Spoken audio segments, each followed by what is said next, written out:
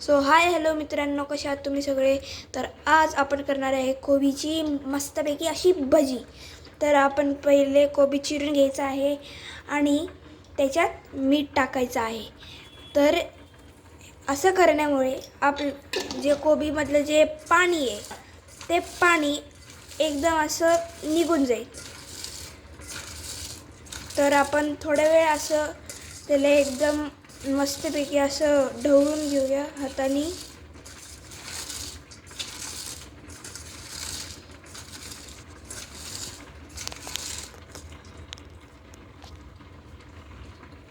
तर मित्रांनो, आपण इथं घेत आहोत तांदळाचं पीठ.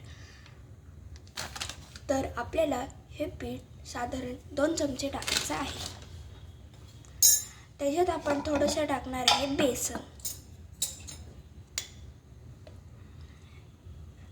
बेसन पण 3 चमचे 4 चमचे 3 व 4 चमचे टाकायचे आहे. तर आपण आता टाकणार आहे थोडासा चिमटीवर ओवा. त्याला आपण असं मिक्स हाताने असं रब करून घेऊया आणि त्याच्यावर टाकूया.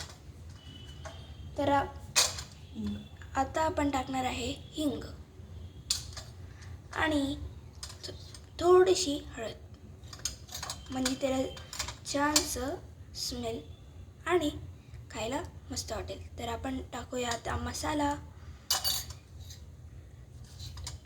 आणि थोडंसं जिरं. तर हे सगळं टाकल्यानंतर आपण ह्याच्यात टाकूया द मेन इन्ग्रेडियंट कोथिंबीर. तर हे थोडंसं टाकूया. तर मी कोथिंबीरला मेन इन्ग्रेडियंट का बोललो, तर कोबीच्या भजीमध्ये जर आपण कोथिंबीर टाकली तर ते खूपच चांगलं लागतं. तर आपण हे सगळं आपण जे टाकलं आहे तर ह्याला आपण असं मस्तपैकी असं ढवळून घेऊया.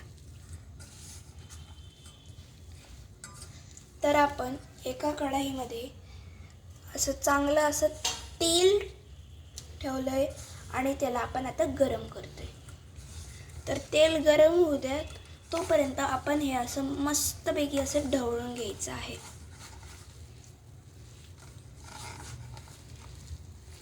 तर एकदम म्हणजे त्याचा रंग काय असा झाला पाहिजे.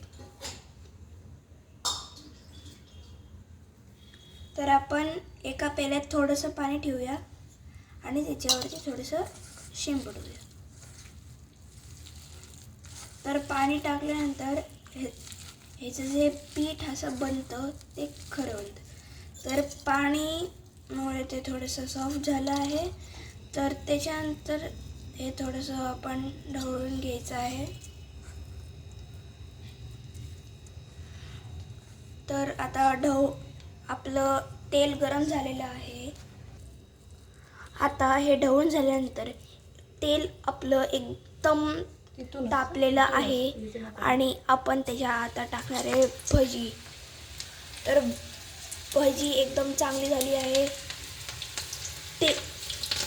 तेल पण एकदम तरतरीत आहे, एकदम गरम आहे, म्हणून भजी आता वाटतं तर आता चांगली होणार आहे.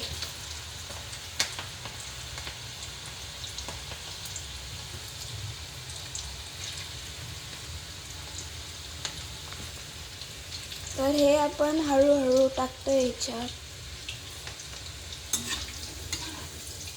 तर गॅसला एकदम मंद आचेवर या तेलाला ढवळून घ्यायचं आहे.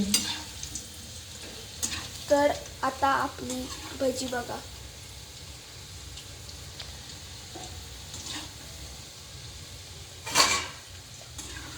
तर हे बघा, अशी भजी झाली आहे आपली, एकदम मस्त कुरकुरीत आणि चविष्ट.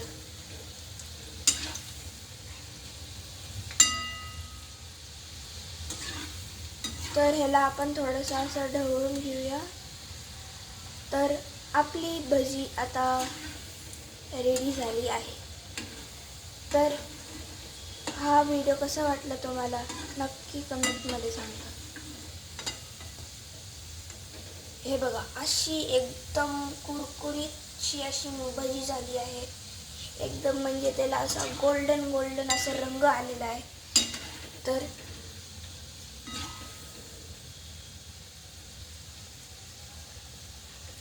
तर तुम्हाला आवडला असेल तर लाईक करा, चॅनलला सबस्क्राईब करा आणि कमेंट करायला विसरू नका. आणि हा व्हिडिओ जास्तीत जास्त लोकांना शेअर करा.